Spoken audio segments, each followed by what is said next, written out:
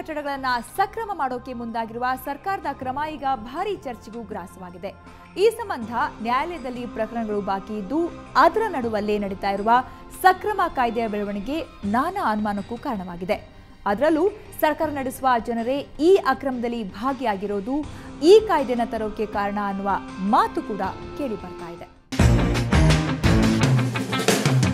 KMC ಕಾಯ್ದೆಯಡಿಯಲ್ಲಿ ಆಡಳಿತ ನಡೆಸುವವರು ತಮ್ಮ ಜವಾಬ್ದಾರಿ ನಿರ್ವಹಿಸುವಲ್ಲಿ ವಿಫಲರಾಗಿರೋದ್ರಿಂದ ಈ ಅವ್ಯವಸ್ಥೆ ಸೃಷ್ಟಿಯಾಗಿದೆ.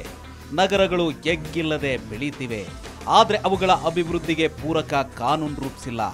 ಹೀಗಾಗಿ ಸರ್ಕಾರ ಅಕ್ರಮ ಸಕ್ರಮ ಅನಿವಾರ್ಯ ಅಂತಿದೆ. ಇದರಿಂದ ಸರ್ಕಾರದ ಖಜಾನೆ ತುಂಬಬಹುದು, ಆದರೆ ಸಾರ್ವಜನಿಕ ಹಿತ ಇದರಿಂದ ಸಾಧಿಸಿದಂತಾಗೋದಿಲ್ಲ. ಇದರಲ್ಲಿ ಇನ್ನೊಂದು ಮುಖ್ಯ ವಿಷಯ, ಅಕ್ರಮ ಸಕ್ರಮ ಮಾಡೋದ್ರಲ್ಲಿ ಏನು ತಪ್ಪು ಅಂತಂದರೆ, ಇವಾಗ ನೆರೆಹೊರೆಯವ್ರಿಗೆ ಇದರಿಂದ ಜೀವನ ಇಡೀ ಅವ್ರಿಗೆ ಏನೋ ಒಂದು ಡಿಸಡ್ವಾಂಟೇಜ್ ಆಗ್ತಾಯಿದೆ. ಅವನು ಎತ್ತರದ ಬಿಲ್ಡಿಂಗ್ ಕಟ್ಬಿಟ್ಟು ನಮ್ಮನೆಗೆ ಬೇಕಾಗಿರೋ ಗಾಳಿ, ಸೂರ್ಯನ ಬೆಳಕು ಎಲ್ಲ ನನಗೆ ಸಿಗ್ತಾ ಇಲ್ಲ.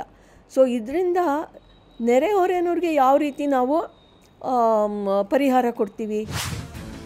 ಇನ್ನು ಅಕ್ರಮ ಸಕ್ರಮ ಯೋಜನೆ ಒಮ್ಮೆ ಮಾತ್ರ ಅನ್ವಯಿಸುತ್ತೆ. ಈ ಮೊದಲು 2009ರ ಡಿಸೆಂಬರ್ 10ರವರೆಗಿನ ಅಕ್ರಮ ಕಟ್ಟಡ ನಿರ್ಮಾಣಗಳನ್ನು ಸಕ್ರಮಗೊಳಿಸೋ ಅವಕಾಶವಿತ್ತು. ಆದರೆ ಆ ನಂತರವೂ ಕೂಡ 2009ರಿಂದ 2013ರ ಸೆಪ್ಟೆಂಬರ್ 19ರವರೆಗೂ ವಿಸ್ತರಿಸಲಾಯಿತು. ಇದರರ್ಥ ಅಕ್ರಮ ನಿರ್ಮಾಣ ಹಾಗೂ ಅವನ್ನ ಸಕ್ರಮಗೊಳಿಸುವುದು ನಿರಂತರ ಪ್ರಕ್ರಿಯೆ ಅನ್ನುತ್ತಾನೆ. ಸರ್ಕಾರದ ವೈಫಲ್ಯ ಅಂದ್ರೆ ಇದೇ ಅಲ್ವಾ?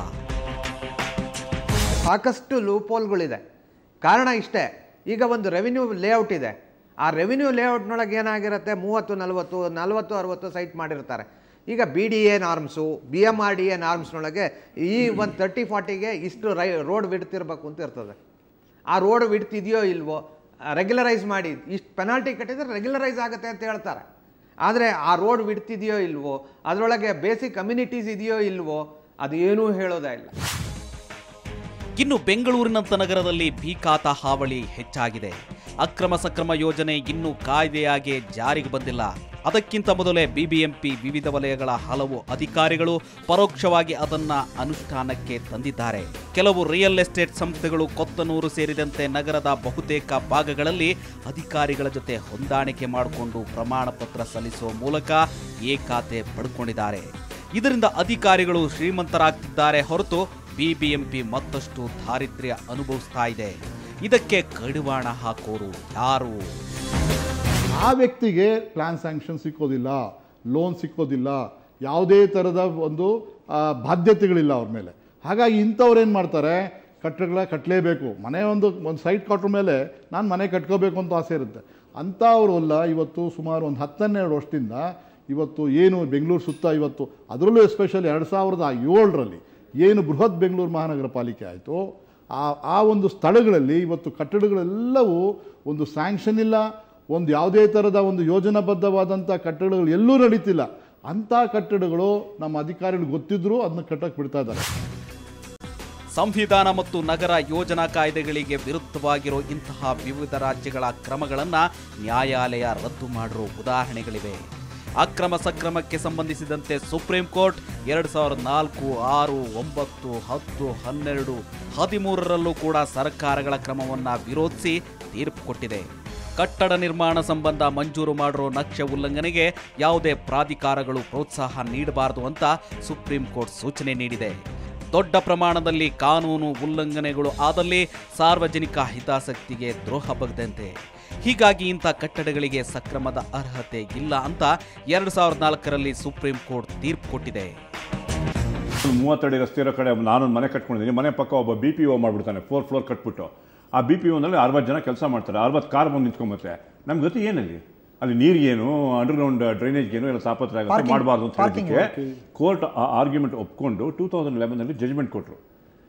ಯಾವುದೇ ರೆಸಿಡೆನ್ಷಿಯಲ್ ಏರಿಯಾ ಇನ್ನಲ್ಲಿ ಈ ಥರ ಕಮರ್ಷಿಯಲ್ ಆ್ಯಕ್ಟಿವಿಟಿಗೆ ಅವಕಾಶ ಕೊಡಬಾರ್ದು. ಆ್ಯಂಡ್ ರೆಸಿಡೆನ್ಷಿಯಲ್ ಏರಿಯಾ ಹೇಗೆ ಡಿಸೈಡ್ ಮಾಡ್ತೀರಾ ಅಂದರೆ, not according to CDP 2015 but according to CDP 1995.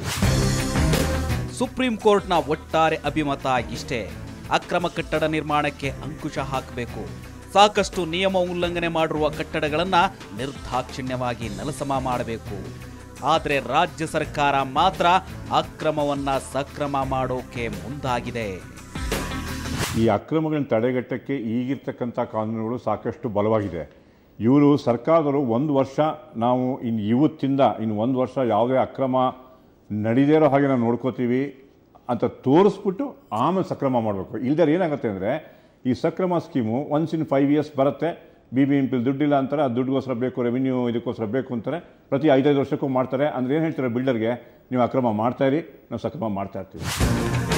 ಹಾಗೇನೆ ಬೆಂಗಳೂರು ಮಹಾನಗರ ಪಾಲಿಕೆ ವ್ಯಾಪ್ತಿಗೆ ಸೇರುವ ಮುನ್ನವೇ ಲಕ್ಷಾಂತರ ಕಟ್ಟಡಗಳಿಗೆ ಮಾಲೀಕರು ಗ್ರಾಮ ಪಂಚಾಯಿತಿ ನಗರಸಭೆಗಳಿಂದ ಅನುಮತಿ ಪಡೆದು ಕಟ್ಟಡ ಕಟ್ಟಿ ಖಾತೆ ಪಡೆದು ಕಂದಾಯ ಪಾವತಿ ಮಾಡಿದ್ದಾರೆ. ಆದರೆ ಮಹಾನಗರ ಪಾಲಿಕೆ ವ್ಯಾಪ್ತಿಗೆ ಸೇರಿದೊಡನೆ ಭೂ ಪರಿವರ್ತನೆಯಾಗಿಲ್ಲ ಅನ್ನೋ ಕಾರಣಕ್ಕೆ ಅಂತಹ ಬಡಾವಣೆಗಳನ್ನು ಅಕ್ರಮ ಬಡಾವಣೆಗಳ ವ್ಯಾಪ್ತಿಗೆ ಸೇರಿಸಿ ಭಾರಿ ದಂಡವನ್ನ ಶುಲ್ಕ ಮಾಡ್ತಿದೆ. ಇದು ಎಷ್ಟರ ಮಟ್ಟಿಗೆ ಸರಿ? ಇಂತಹ ಮಾರ್ಗಸೂಚಿ ಹೊಂದಿರೋ ಅಕ್ರಮ ಸಕ್ರಮ ಕಾಯ್ದೆ ಕಾನೂನು ಬದ್ಧವಾಗಲು ಹೇಗೆ ಸಾಧ್ಯ? ನೋಡಿ, ಒಂದು ಕಡೆ ಇಲ್ಲಿಗಲ್ ಆಗಿ ಬಿಲ್ಡಿಂಗನ್ನು ಕನ್ಸ್ಟ್ರಕ್ಷನ್ ಮಾಡ್ಕೊಂಡು ಹೋಗ್ತಾ ಇದ್ದಾರೆ. ಇನ್ನೊಂದು ಕಡೆ ಪ್ರೈವೇಟ್ ಲೇಔಟ್ಸ್ ಅಂತ ಇದೆ ಸರ್ ಬೆಂಗಳೂರು ಸರೌಂಡಿಂಗ್ಸಲ್ಲಿ. ಮತ್ತು ಈಗ 103 ಹಳ್ಳಿಗಳು ಈ ಸಲ BBMPಗೆ ಸೇರ್ಕೊಳ್ತು. ಮಹಾನಗರ ಪಾಲಿಕೆ ಇದ್ದಿದ್ದು ಬೃಹತ್ ಮಹಾನಗರ ಪಾಲಿಕೆ. ಅಲ್ಲಿ ಪಂಚಾಯತಿ ಲಿಮಿಟ್ಸಲ್ಲಿದ್ದಂಥ ಎಲ್ಲ ಬಿಲ್ಡಿಂಗ್ಗಳು, ಪಂಚಾಯತಿ ಲಿಮಿಟ್ಸಲ್ಲಿದ್ದಂಥ ಎಲ್ಲ ರೆವಿನ್ಯೂ ಸೈಟ್ಸಸ್ಗಳು BDA ಲಿಮಿಟ್ಸ್ಗೆ ಬಂದಂಥ ಸಂದರ್ಭದಲ್ಲಿ ಅದಕ್ಕೆ ಯಾವುದೇ ರೀತಿ ಮಾನದಂಡ ಇರಲಿಲ್ಲ. ಅವಾಗ ಪಂಚಾಯತಿ ಯಾರೋ ಒಂದು ರೀತಿಯಲ್ಲಿ ರೆಗ್ಯುಲೈಸ್ ಮಾಡಿ ಕೊಟ್ಬಿಟ್ಟು ಈಗ ಅದನ್ನೆಲ್ಲವೂ ಒಂದು ಸ್ಟ್ರೀಮ್ ಲೈನ್ ತರಬೇಕು ಅಂತೇಳಿ ಮಾಡಿದಂಥ ಸಂದರ್ಭದಲ್ಲಿ ಇದು ಭೂಗಳ್ಳರಿಗೆ ನೆರವಾಗ್ತಾ ಇದೆ ಈ ಯೋಜನೆ, ಇದರಲ್ಲಿ 106 ಕೋಟಿ ಅವ್ಯವಹಾರ ಆಗ್ತದೆ ಅಂತ ಒಂದು ಕೂಗು ಬಂದಾಗ ಏನಾಯಿತು, ಸೈಲೆಂಟ್ ಆಗೋದು. ಇದು ಬರೀ BBMP ಲಿಮಿಟ್ಸ್ ಮಾತ್ರ ಅಲ್ಲ, ಈಗ 103 ಹಳ್ಳಿ ಇದೆ. 103 ಹಳ್ಳಿನಲ್ಲೂ ಈ ರೆವಿನ್ಯೂ ಪಾಕೆಟ್ ಸೇರ್ಕೊಂಡಿದೆ, ಪಂಚಾಯತಿ ಲಿಮಿಟ್ಸ್ ಸೇರ್ಕೊಂಡಿದೆ. ಇವೆಲ್ಲವೂ ಒಂದು ಸ್ಟ್ರೀಮ್ಲೈಸಿಂಗ್ ತರಬೇಕು ಅಂತೇಳಿ ಹೊರಡು. ತಪ್ಪು ಮಾಡಿದವರಿಗೆ ಶಿಕ್ಷೆ ಕೊಡೋ ಬದಲು ಅವರಿಂದ ದಂಡ ವಸೂಲಿ ಮಾಡಿ ಮಾಫಿ ಮಾಡ್ತಿರೋದು ನಿಜಕ್ಕೂ ನಾಚಿಕೆಗೇಡಿನ ಸಂಗತಿ. ಕಾನೂನು ಉಲ್ಲಂಘಿಸಿ ಒಂದಷ್ಟು ದಂಡ ಕಟ್ಟಿದ ಮಾತ್ರಕ್ಕೆ ತಪ್ಪಿತಸ್ಥರಿಗೆ ಉಲ್ಲಂಘನೆಯ ಫಲ ಉಣ್ಣುವ ಅವಕಾಶ ಕಲ್ಪಿಸಬಾರದು ಅನ್ನೋದು ಕಾನೂನಿನ ಮೂಲ ತತ್ವ. ಇದೊಂದು ರೀತಿ ಕಳ್ಳ ಕದ್ದ ಮಾಲಲ್ಲಿ ಸರ್ಕಾರಕ್ಕೊಂದಷ್ಟು ದಂಡ ಕಟ್ಟಿಬಿಟ್ರೆ ಕದ್ದೋನು ಕಳ್ಳ ಅಲ್ಲ ಅಂತ ಸರ್ಕಾರವೇ ಸರ್ಟಿಫಿಕೇಟ್ ಕೊಟ್ಟಂತೆ ಅಲ್ವಾ?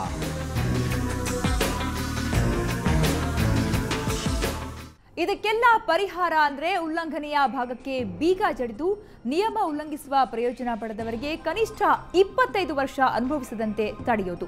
ಕಾನೂನು ಉಲ್ಲಂಘಿಸಲು ಕುಮ್ಮಕ್ಕು ಕೊಟ್ಟು ಹಣ ಗಳಿಸಿದ ಅಧಿಕಾರಿಗಳ ವಿರುದ್ಧ ಕಠಿಣ ಕ್ರಮ ಕೈಗೊಳ್ಳುವುದು. ಇದರಿಂದ ಮುಂದೆ ನಡೆಯಬಹುದಾದಂತಹ ಅಕ್ರಮಗಳಿಗೆ ಬ್ರೇಕ್ ಹಾಕಬಹುದು. ಅದನ್ನ ಬಿಟ್ಟು ತಪ್ಪು ಮಾಡಿದವರಿಂದ ದಂಡ ಪಡೆದು ಮಾಫಿ ಮಾಡೋದು ನಗರಗಳ ಭವಿಷ್ಯಕ್ಕೆ ಮಾರಕವಲ್ಲದೆ ಮತ್ತೇನೂ ಅಲ್ಲ. ಇದೇ ಇವತ್ತಿನ ವಿಶೇಷ. ನೇರ, ದಿಟ್ಟ, ನಿರಂತರ ಸುದ್ದಿಗಾಗಿ ನೋಡ್ತಾ ಇರಿ ಸುವರ್ಣ ನ್ಯೂಸ್.